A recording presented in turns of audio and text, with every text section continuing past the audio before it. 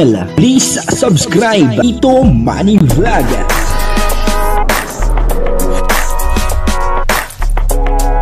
Payagan po si Tito Manny Vlog na mag-reactor para pambiling gamot sa kanya pong karamdaman. Wala man siyang records ng ng away.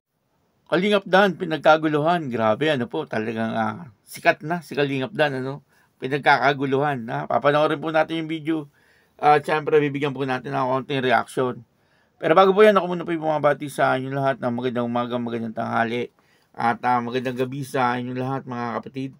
Saan man kayo ng panig ng mundo naroon ngayon, ay mag-iingat kayo palagi at pagpalain kayo ng ating Panginoon. Maraming salamat din po sa patuloy na tumatangkilik sa aking YouTube channel at nanonood sa aking video reaction. Patuloy lang po natin suportahan sila Kuya Bal Santos Matubang, Kalinga Prab, Ate Edna Vlog, Jack Tapia, at yung mga kasamahan ko po sa Karepa. Ganun din po yung mga charity vlogger na Kalinga Partner. O ito po yung video na kung saan ay pinagkaguluhan etong si Kalingap Dan. At hinahabol pa, hinahabol pa. Papanoorin po natin yung video at ang kabuuan po ng video ito ay mapapanood po natin sa YouTube channel ni Ria Olarte. Ayun po, ito po yung video. Namimigay si Dan! Namimigay si Dan! Namimigay si Dan! Namimigay! Namimigay! Salamat! Dan! Yung frame! Dan! Namimigay!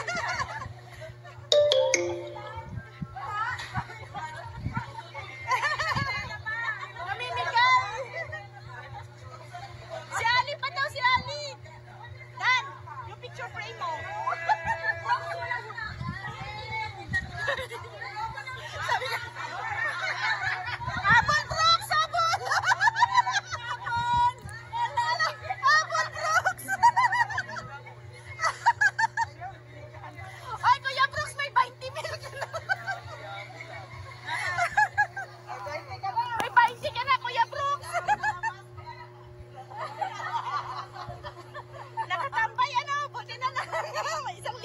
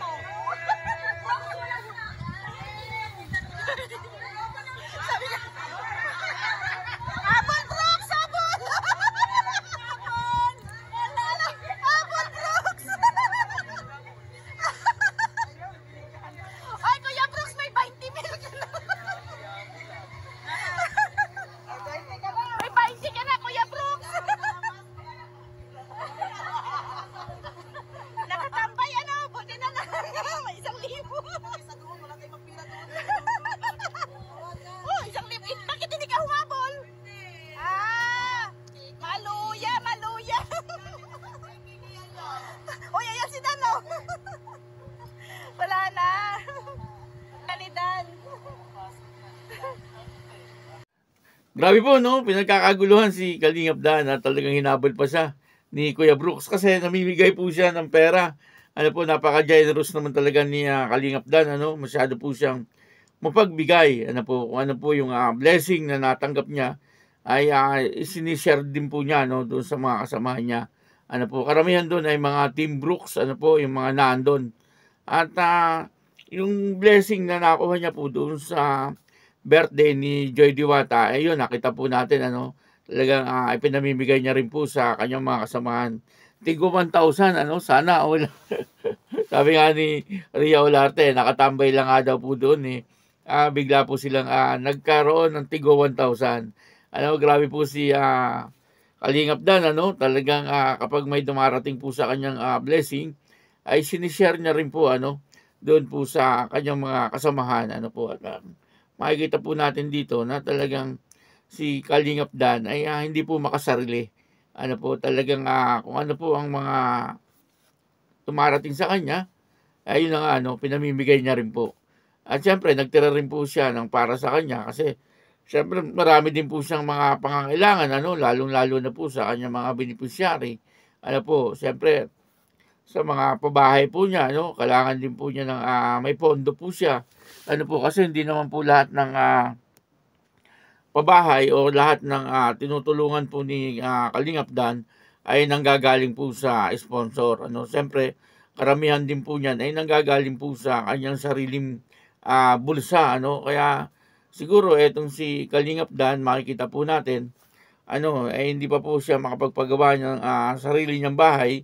Ano po, sa kadahilanan na yun na nga po, no, iniisip niya po muna yung ibang tao, ano, bago po yung sarili niya.